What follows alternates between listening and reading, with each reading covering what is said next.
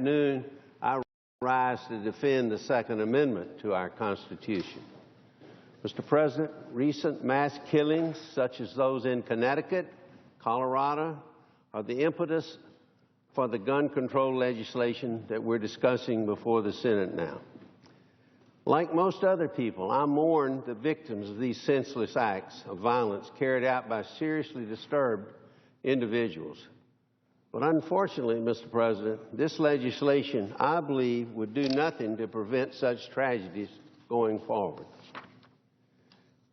The harsh but unavoidable fact is that no amount of government intervention can prevent irrational people from doing terrible things. Therefore, we should not react to these tragedies in an irrational manner here in the Senate that would erode a fundamental right of every citizen in the United States. Mr. President, the Second Amendment states, as you well know, unambiguously, and I quote, "The right to keep and bear arms shall not be infringed." It makes plain to criminals that their targets have the right to defend themselves, their families, and their property. And since criminals do not follow the law, never will follow the law, new restrictions will hinder only the law-abiding among us, I'm afraid. And make no mistake, Mr. President, this is just the first assault on the Second Amendment. More background checks today, gun registration tomorrow. Who knows what will follow after this? Congress, I believe, should reject it all now. Mr. President, my opposition to the legislation before the Senate is not abstract. Gun control laws have proved ineffective in reducing violent crime. As gun ownership in the U.S. has increased over recent years, nationwide crimes have decreased.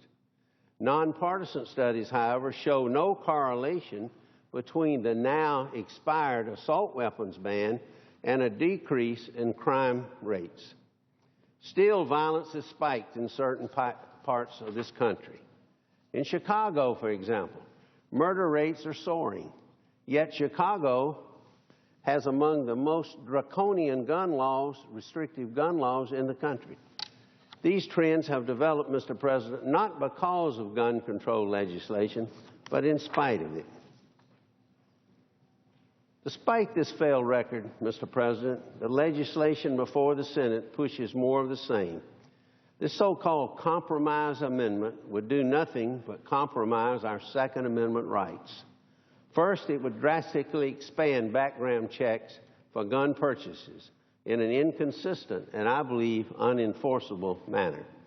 For example, the legislation mandates background checks for all firearm purchases at gun shows between two non-licensed parties.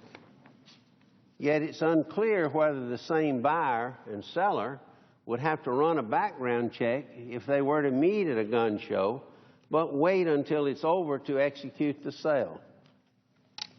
The legislation also mandates background checks for any gun purchase pursuant to an advertisement by a buyer or a seller.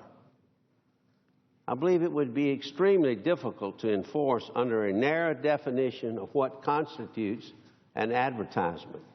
Under the extremely broad definition provided in this amendment, enforcement would be virtually impossible. Mr. President, will determined criminals not simply avoid gun shows and advertisement? You can bet they would. I believe we should not restrict transactions between law-abiding citizens, especially when we will not prevent such transactions between criminals. This amendment would also allow health care providers to place a patient in the National Instant Criminal Background Check database. I believe this would violate patients' privacy and remove their Second Amendment rights based on subjective judgments and without any clear guidelines or due process. It's unclear whether a patient must be informed of the health care provider's decision to submit his or her private health information to authorities.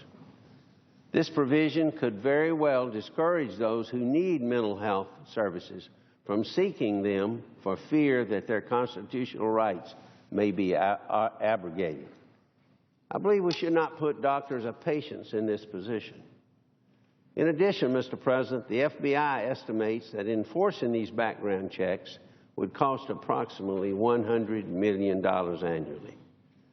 The amendment prohibits the FBI, at the same time, this amendment would prohibit the FBI from charging federally licensed firearms dealers to run these background checks. So, to carry this out, if it were to become law, the money must come from someone. Will it be gun buyers or taxpayers? Either way, Mr. President, I oppose it.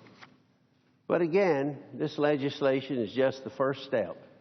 It would lay the groundwork for even more draconian and ineffective gun control measures. As one of the Justice Department's leading crime researchers has stated, the government's ability to implement near universal background checks would rely, at least in part, on, quote, requiring gun registration.